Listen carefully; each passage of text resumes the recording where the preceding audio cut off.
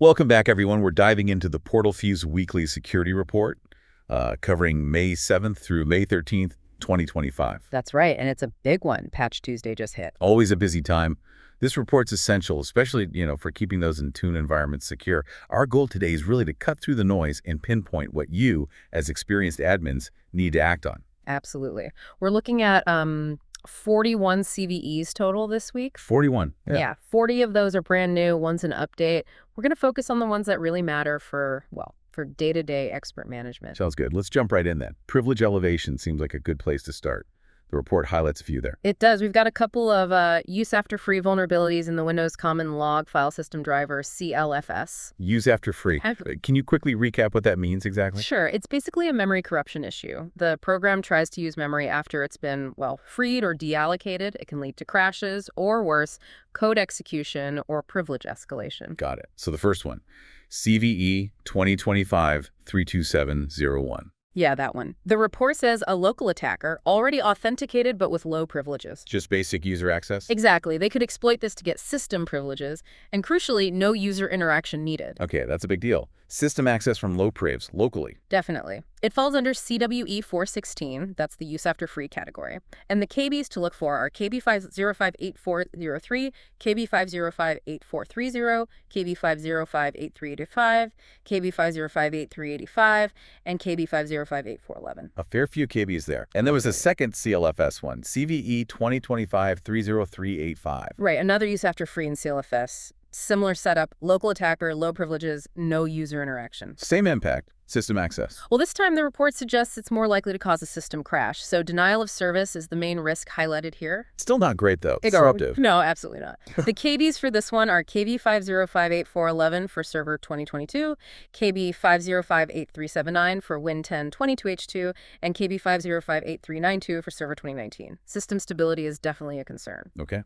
Then there's one in the desktop window manager, DWM, CVE 2025-3400. Yes, another use after free. This one's in DWM. It's rated important with a CVSS score of 7.8. 7.8 is quite high. It is.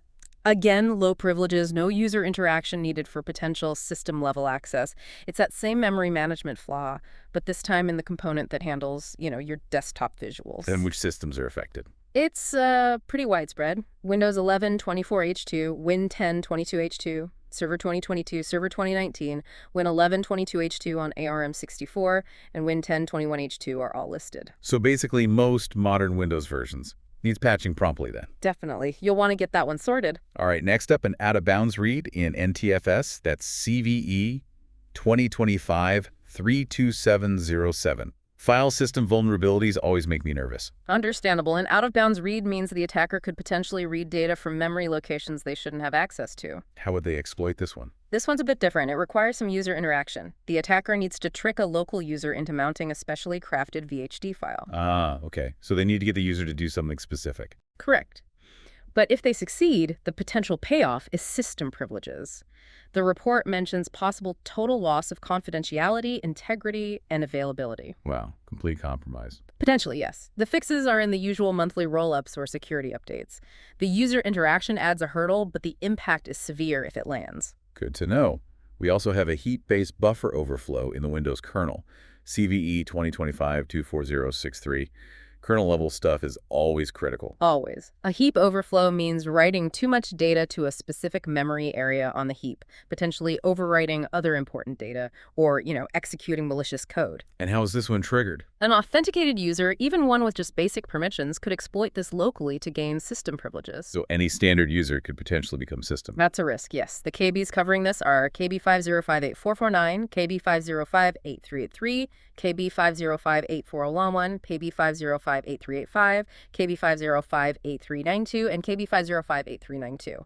High priority for sure. Absolutely.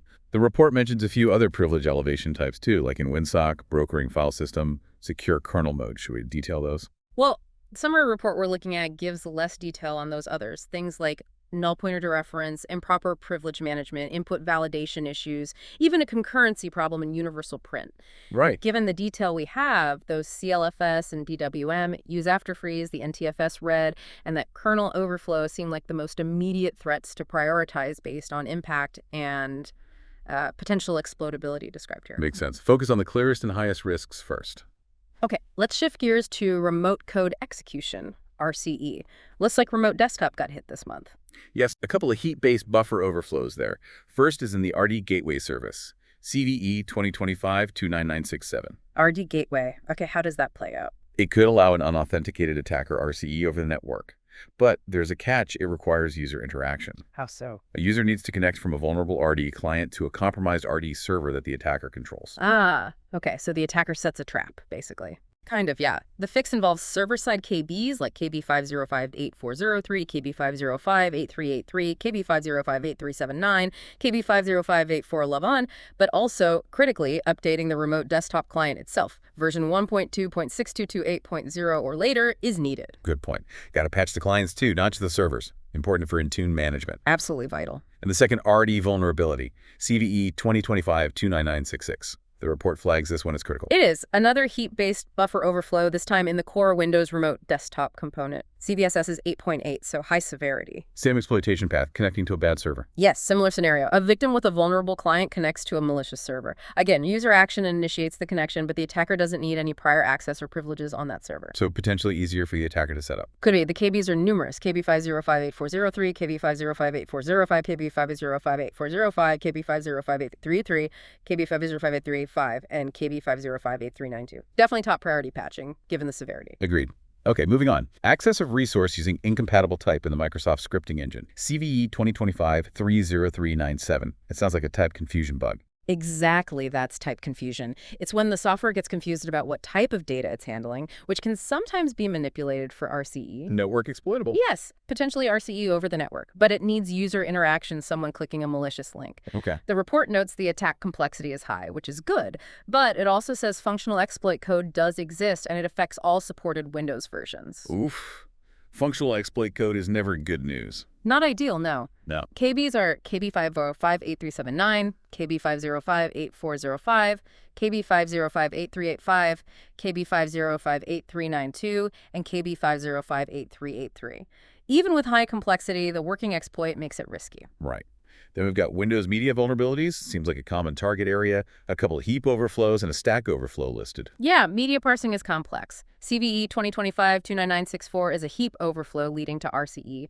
Exploitation involves the user opening a crafted document. Like a malicious video file embedded or something. Could be, yeah. Or just a specially crafted media file itself. It's also rated CVSS 8.8, high severity, affects various builds of Win 10, Win 11, and Server 2022. High severity, common user action. Risky combo. Definitely. And then there's CVE 2025-29840. That's the stack-based buffer overflow, also in Windows Media. Similar risk profile. Very similar. RCE requires user interaction opening a crafted file, also critical, CVSS 8.8. The security updates for this are 505-8383, 505-8379, 505-8385, and 505-8405. Again, high priority for endpoints. Time And like before, the report lists a few other RCEs with less detail. Race conditions, more media overflows, Win32K edge. Correct. Things like time of use issues, more heap overflows in media and Win32K graphics, and that edge use after free, which actually comes from Chromium, CVE 2025-4372. So focus for immediate patching should probably be on those remote desktop and the first two media player ones we discussed. Based on the details in the summary, yes. And that scripting engine one, due to the confirmed exploit code, those seem to represent the most significant RCE risks highlighted here. Makes sense. All right, information disclosure vulnerabilities. RRAS routing and remote access service pops up a few times here. It does. First is CVE 2025-29960, an out-of-bounds read in RRAS. Could let an unauthenticated attacker leak info over the network. Has it triggered? Requires user interaction, again, clicking a link to a crafted file.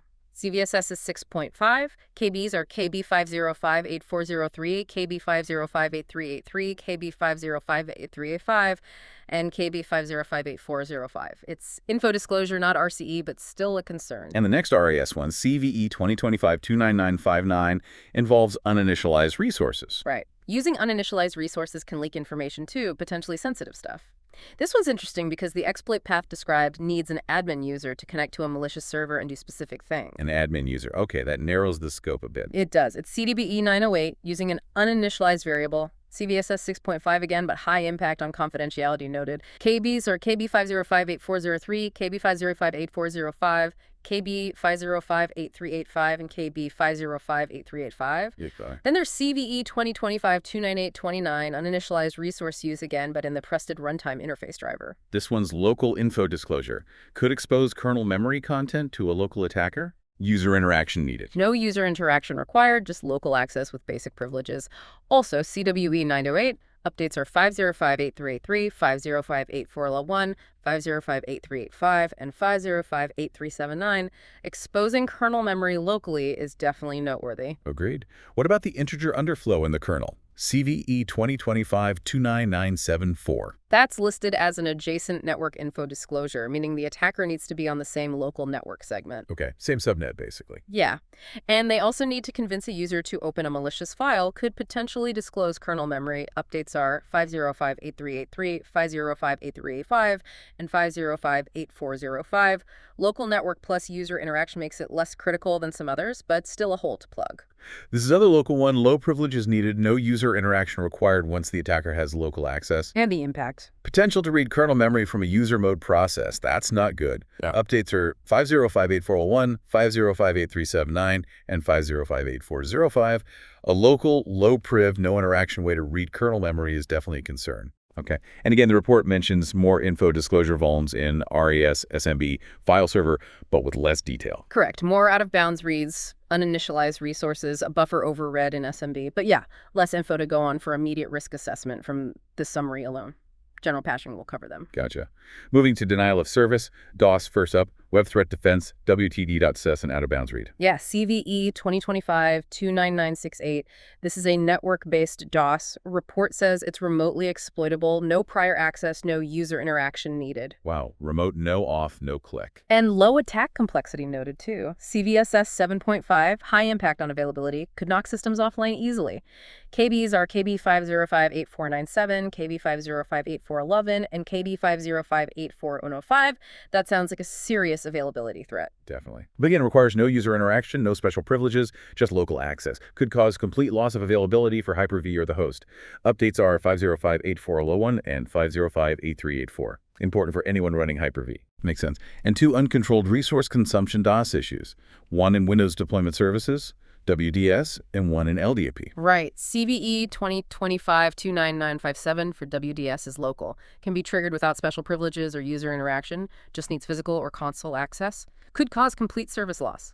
Fixes in KBs, KB 5058403, KB 5058451, KB 5058451, KB 5058383, KB 5058405, and KB 5058379. And the LDAP one? That one's network-based. Also potential for complete availability loss, exploitable remotely, no user interaction, no prior privileges needed, though attack complexity is noted as high. Remote DOS against LDAP. That could be painful. Very. KB 5058383, both of these resource consumption issues highlight the need to keep those services patched for stability. Absolutely. Okay, nearly there. One security feature bypass listed. In URLMon, CVE 2025-29842. Yeah, this one could potentially bypass Office Protected View. It's network-based, but needs user interaction, creating a malicious URL or opening a bad Word doc, likely involving social engineering. So tricking the user is key. Yes, and attack complexity is high, but bypassing Protected View could make other attacks easier. Updates are 5058392, 5058379,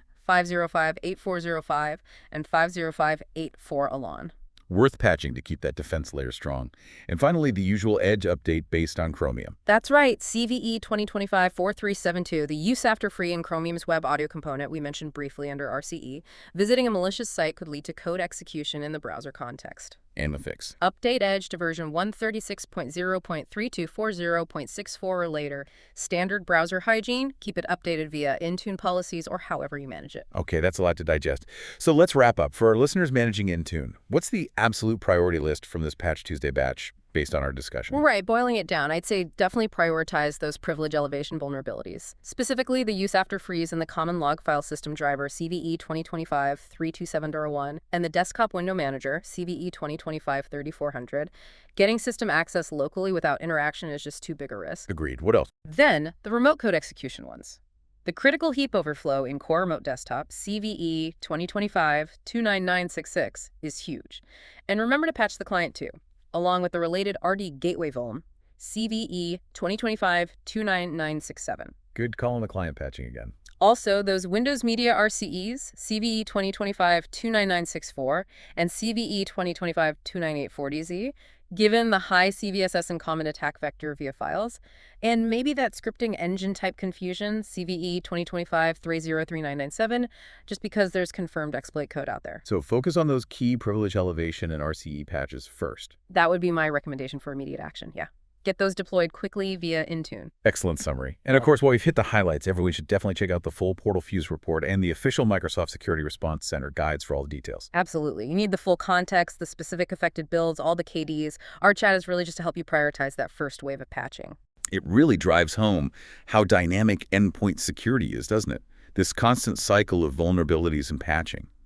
It makes you wonder how preventative measures and configuration hardening in Intune need to evolve alongside just reactive patching.